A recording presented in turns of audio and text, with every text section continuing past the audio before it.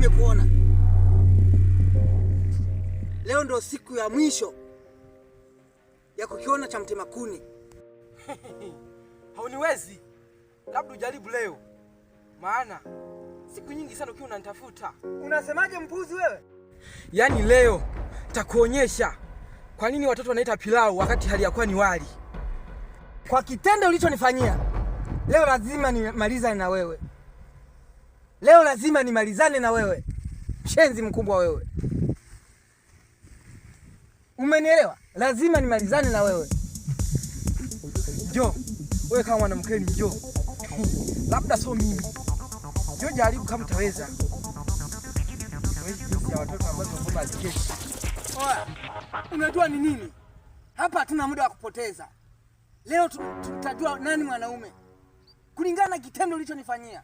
Siwezi nikakuachia hata siku moja. Ndio maana mimi niko tayari. Niko tayari kupambana na wewe. Wewe mpuzi mmoja. Sasa hivi tunagombana Kiingereza. Wewe unagombana Kiswahili, utaniweza? Tusiende mbali. Unanichekesha sana. Sikiza nikwambie, kwenye uwanja wa vita hakuna mahubiri. Ingia kazini. Mimi niko sawa.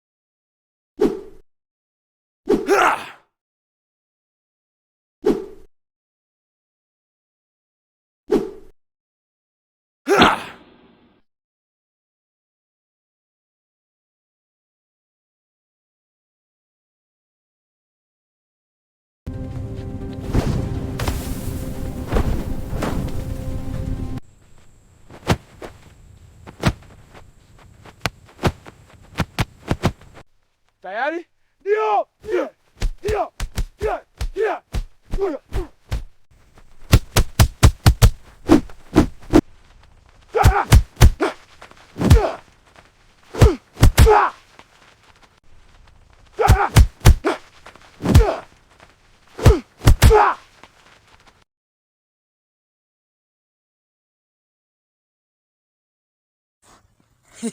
Ndugu mtazamaji, subiri Ijumatatu.